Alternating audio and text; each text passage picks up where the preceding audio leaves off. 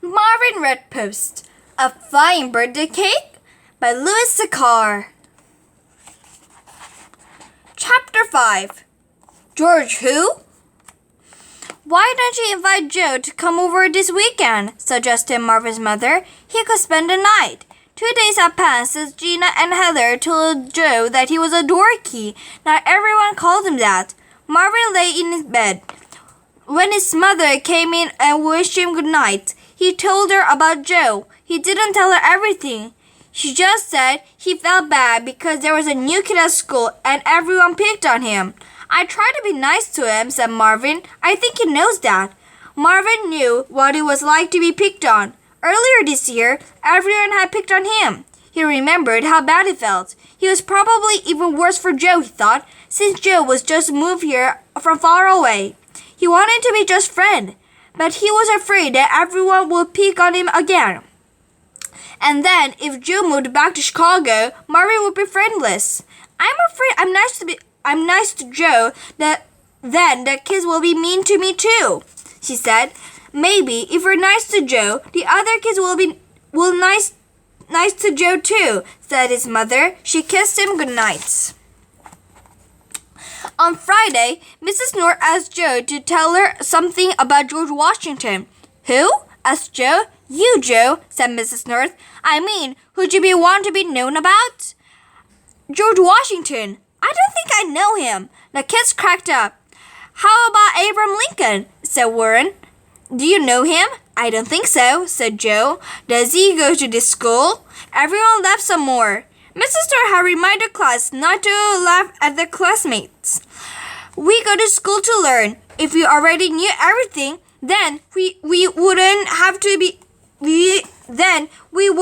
to go to school.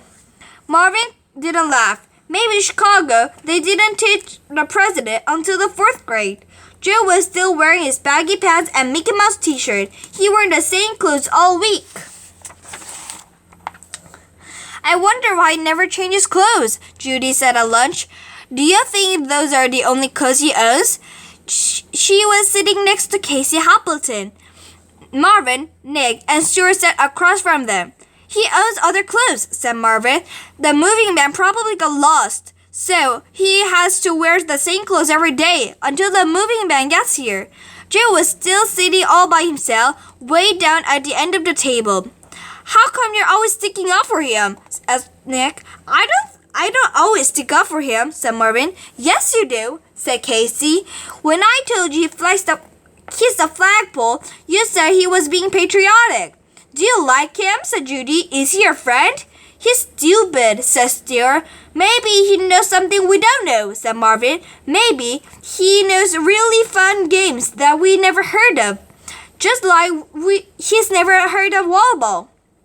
He never even heard of baseball, said Casey, and everyone except Marvin laughed. He's a dorky, said Nick. Just because he's not from here, said Marvin. If you went to Chicago, the kids there might think you're the double dorky. That's why I'm not going to Chicago, said Nick. Judy Jasper had a peanut butter and jelly sandwich and a bag of Cheetos. Marvin watched her as she opened the sandwich. She carefully placed the Cheeto one at a time on top of the peanut butter. The Cheeto fit together like tiles on the bathroom floor. Stuart had a bag of potato chips. He crumbled the potato chips in the fist and dropped the crumbs into the carton of milk. Admit it, Marvin, said Judy. Joe is just plain weird. She planted the bread and the jelly bag on top of the peanut butter and Cheetos. He does some pretty strange things, Stuart agreed.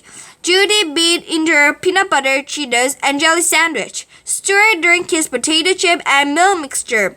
I guess, said Marvin.